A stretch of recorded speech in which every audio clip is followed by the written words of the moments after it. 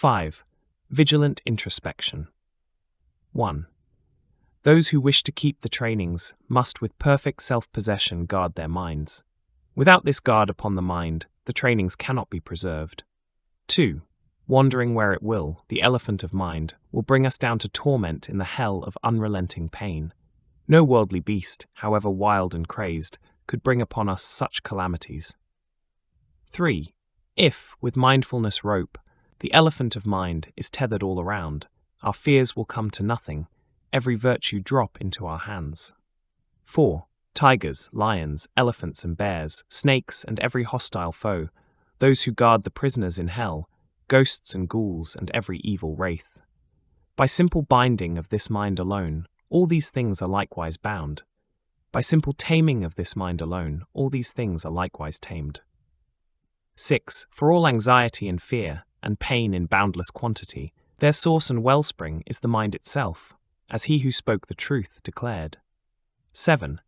The hellish instruments to torture living beings, who invented them for such intent? Who has forged this burning iron ground? Whence have all these demon women sprung? 8. All are but the offspring of the sinful mind. This the mighty sage has said. Throughout the triple world, therefore, there is no greater bane than mind itself. 9. If transcendent giving is to dissipate the poverty of beings, in what way, since the poor are always with us, have former Buddhas practiced it? 10. Transcendent giving, so the teachings say, consists in the intention to bestow on every being all one owns, together with the fruits of such a gift. It is indeed a matter of the mind itself. 11. Where could beings, fishes, and the rest, be placed to keep them safe from being killed? Deciding to refrain from every harmful act is said to be transcendent discipline. 12. Harmful beings are everywhere like space itself. Impossible it is that all should be suppressed. But let this angry mind alone be overthrown, and it's as though all foes had been subdued. To cover all the earth with sheets of leather, where could such amounts of skin be found? But with the leather soles of just my shoes, it is as though I cover all the earth. 14. And thus the outer course of things I myself cannot restrain. But let me just restrain my mind, and what is left to be restrained. 15. A clear intent can fructify and bring us birth in such as Brahma's realm. The acts of body and of speech are less, they do not generate a like result. 16. Recitations and austerities, long though they may prove to be, if practiced with distracted mind, are futile, so the knower of reality has said. 17. All those who fail to understand the secret of the mind, the greatest of all things, although they wish for joy and sorrow's end, will wander to no purpose, uselessly. 18. Therefore I will take in hand and well protect this mind of mine. What use to me are many disciplines, if I can't guard and discipline my mind? 19. When in wild, unruly crowds, I'm careful and attentive of my wounds. Likewise, when in evil company, this wound, my mind, I'll constantly protect. 20. For if I carefully protect my wounds, because I fear the pain of minor injuries, why should I not protect the wound that is my mind, for fear of being crushed beneath the cliffs of hell? 21. If this is how I act and live, then even in the midst of evil folk, or even with fair women, all is well. My steady keeping of the vows will not decline. My property, my honor, all can freely go, my body and my livelihood as well. And even other virtues may decline, but never will I let my mind regress. 23. All you who would protect your minds, maintain your mindfulness and introspection, guard them both, at cost of life and limb, I join my hands beseeching you. 24. Those disabled by ill health are helpless, powerless to act. The mind, when likewise cramped by ignorance, is impotent and cannot do its work. 25. For those who have no introspection, though they hear the teachings, ponder them, or meditate, like water seeping from a leaking jar, their learning will not settle in their memories. Many are endowed with joyful diligence. They're learned also and imbued with faith, but through the fault of lacking introspection, they will not escape the stain of sin and downfall. Lack of introspection is a thief, it slinks behind when mindfulness abates, and all the merit we have gathered in it steals, and down we go to lower realms. Defilements are a band of robbers looking for their chance to injure us. They steal our virtue when their moment comes and batter out the lives of happy destinies. Therefore, from the gateway of my mind, my mindfulness shall not have leave to stray. And if it wanders, it shall be recalled by thoughts of anguish in the lower worlds. 30. Through fear, and by the counsels of their abbots, and staying ever in their teachers' company, in those endowed with fortune and devotion, mindfulness is cultivated easily. The Buddhas and the Bodhisattvas both possess unclouded vision, seeing everything. All lies open to their gaze, and likewise I am always in their presence. One who has such thoughts as these will gain devotion and a sense of fear and shame. For such a one, the memory of Buddha rises frequently before the mind. When mindfulness is stationed as a sentinel, a guard upon the threshold of the mind, introspection will be likewise there, returning when forgotten or dispersed. If at the outset, when I check my mind, I find that it is tainted with some fault, I shall be still and self-possessed, unmoving like a piece of wood. 35. I shall never, vacantly, allow my gaze to wander all around, but rather with a focused mind will always go with eyes cast down. But that I may relax my gaze, I'll sometimes raise my eyes and look around. And if there are some people standing in my sight, I'll look at them and greet them with a friendly word. And yet, to spy the dangers on the road, I'll scrutinize the four directions one by one, and when I stop to rest, I'll turn around and look behind me, back along my way. 38. I will survey the land, in front, behind, and carry on or else retrace my steps. In every time and place, therefore, I'll know my needs and act accordingly. 39. My body shall remain like this. Embarking thus upon a given course, from time to time I'll verify, inquiring how my body is disposed. 40. This rampant elephant, my mind, once tied to that great post, reflection on the teachings, must now be watched with all my strength, that it might never slip away. 41. Those who strive to master concentration should never for an instant be distracted. They should always watch their minds, inquiring, where is now my mind engaged? 42. When this becomes impossible, in case of danger or festivity, I'll act as it seems best, for it is taught that rules of discipline may be relaxed in times of generosity. 43. When something has been planned and started on, attention should not drift to other things. With thoughts fixed on the chosen target, that and that alone should be pursued. 44. Behaving in this way, all tasks are well performed, and nothing is achieved by doing otherwise. If thus we act, the secondary defilement, lack of introspection, will not grow. 45. And if you find yourself engaged in different kinds of pointless conversation and curious sights, the like of which abound, be rid of all delight and taste for them.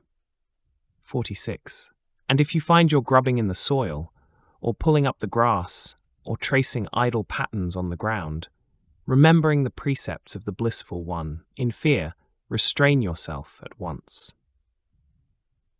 And when you feel the wish to move about, or even to express yourself in speech, first examine what is in your mind, for steadfast ones should act correctly. 48. When the urge arises in your mind to feelings of desire or angry hate, do not act, be silent, do not speak, and like a log of wood, be sure to stay. 49. And when your mind is wild or filled with mockery, or filled with pride and haughty arrogance, or when you would expose another's secret guilt, to bring up old dissensions, or to act deceitfully, 50. Or when you want to fish for praise, or criticize and spoil another's name, or use harsh language, sparring for a fight, it's then that like a log you should remain. 51. And when you yearn for wealth, attention, fame, a circle of retainers serving you, and when you look for honors, recognition, it's then that like a log you should remain. And when you are inclined to overlook another's need, and want to get the best thing for yourself, and when you feel the urge to speak, it's then that like a log you should remain. 53.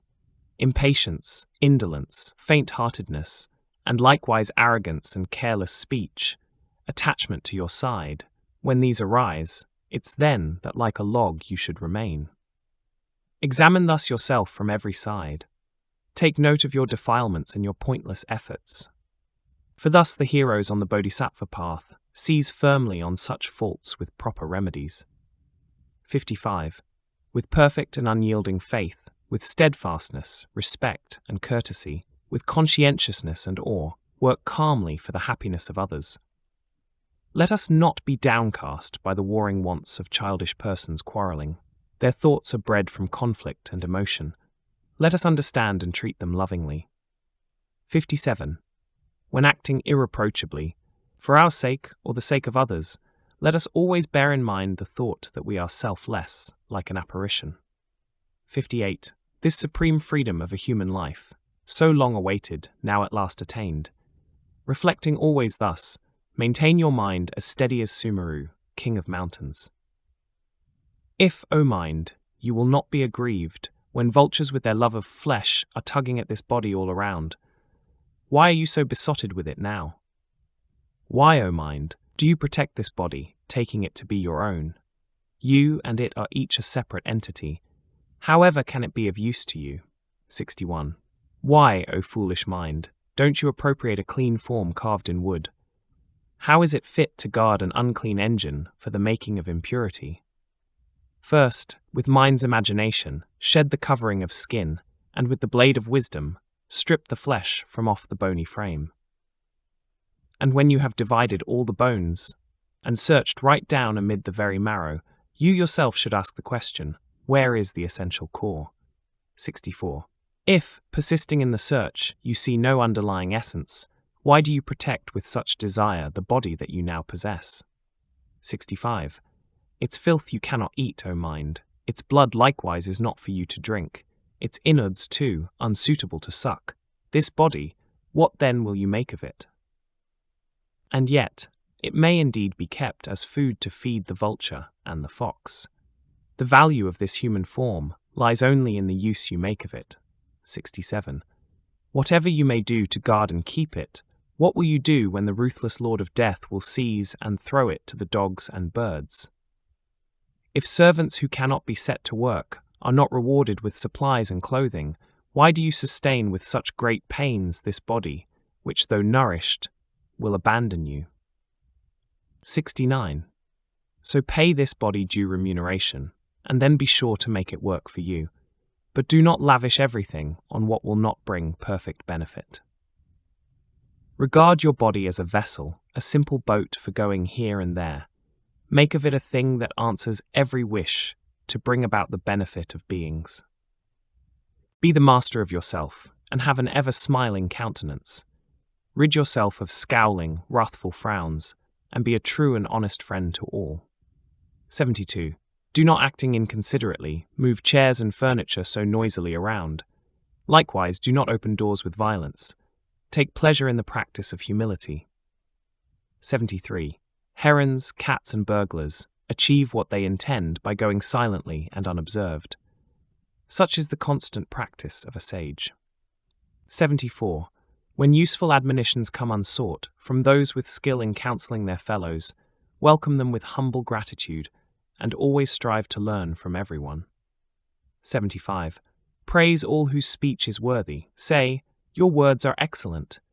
And when you notice others acting well, encourage them in terms of warm approval. 76. Extol their qualities discreetly. When they're praised by others, praise them too. But when the qualities they praise are yours, reflect upon their skill in recognizing qualities. 77. The goal of every act is happiness itself, though even with great wealth it's rarely found. So take your pleasure in the excellence of others. Let them be a heartfelt joy to you. 78. By acting thus, in this life you'll lose nothing. In future lives, great bliss will come to you. Wrongdoing brings not joy but pain, and in the future dreadful torment. Speak coherently, appropriately, clear in meaning, pleasantly. Rid yourself of craving and aversion. Speak gently with moderation. 80. When you look at others, think, that it will be through them that you will come to Buddhahood. So look on them with frank and loving hearts. 81. Always fired by highest aspiration, laboring to implement the antidotes, you will reap great virtues in the field of excellence and in the fields of benefits and sorrow. 82. Acting thus with faith and understanding, you should always undertake good works.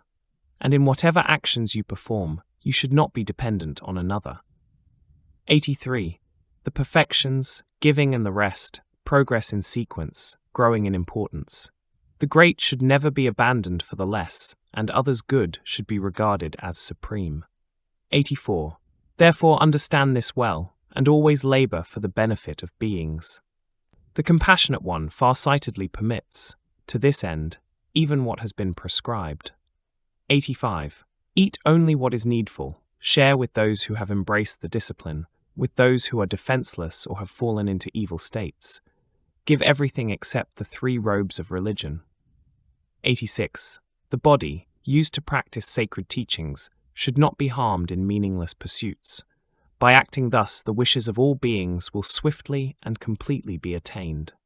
87. They should not give up their bodies, whose compassionate thoughts are not yet pure, but let them be surrendered when, both now and in their futures lives, great benefit is thereby gained. 88. Do not teach the Dharma to the disrespectful. To those who, though not sick, wrap cloths around their heads, to those who carry weapons, staffs, or parasols, to those who are with covered heads. 89. To those upon the lower paths, do not explain the vast and deep, nor tutor women unaccompanied by men. And every Dharma, high or low, expound with equal reverence. 90. Those suited to the teachings of great scope should not be introduced to lesser paths.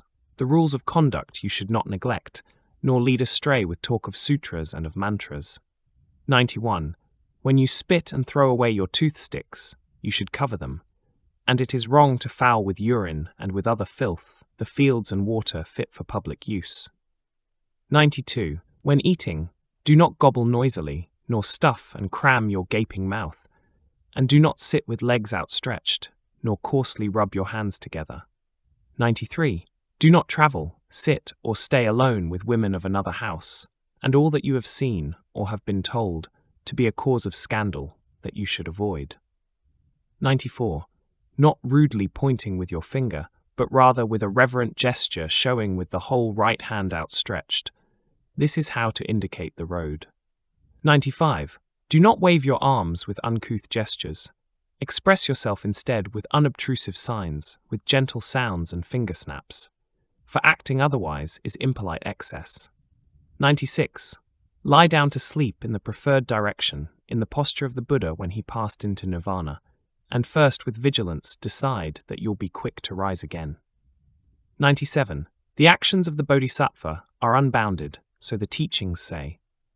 Of these, until the goal is won, embrace the practices that purify your mind. 98. Reciting thrice by day and thrice by night the sutra in 3 sections, relying on the Buddhas and the Bodhisattvas, purify the rest of your transgressions. 99. Wherever and whenever and whatever you are doing, for your sake or the sake of others, implement with diligence the teachings given for that situation. 100. There is indeed no field of knowledge that the Buddha's offspring should not learn. For those who are well versed in all these ways, there is no action destitute of merit. 101. Directly then, or indirectly, do nothing that is not for others' sake, and solely for their welfare dedicate your every action to the gaining of enlightenment. 102. Never, at the cost of life or limb, forsake your virtuous friend, your teacher, learned in the doctrine of the Mahayana, supreme in Bodhisattva discipline. 103. Learn how to attend upon your guru, as described in Sri Sambhava's life. As described in Sri Sambhava's life, Point 71, this and other teachings of the Buddha, you should understand by reading in the sutras. Indeed, within these sutras, all the practices are found. Therefore, read and study them. The Sutra of the Essence of the Sky. The Sutra of the Essence of the Sky, 72, is the text that should be studied first. 105. All that must be practiced constantly is clearly and extensively explained within the Digest of All Disciplines, 106. From time to time, for sake of brevity, consult the Digest of the Sutras. And those two works peruse with diligence that noble Nagarjuna has composed. 107. Whatever in these works is not prescribed, be sure to undertake and implement, and what you find enjoined there, perfectly fulfill, and so protect the minds of worldly beings. 108. Examining again and yet again the state and actions of your body and your mind, this alone defines in brief the maintenance of watchful introspection. But all this must be acted out in truth, for what is to be gained by mouthing syllables? What invalid was ever helped by merely reading in the doctor's treatises?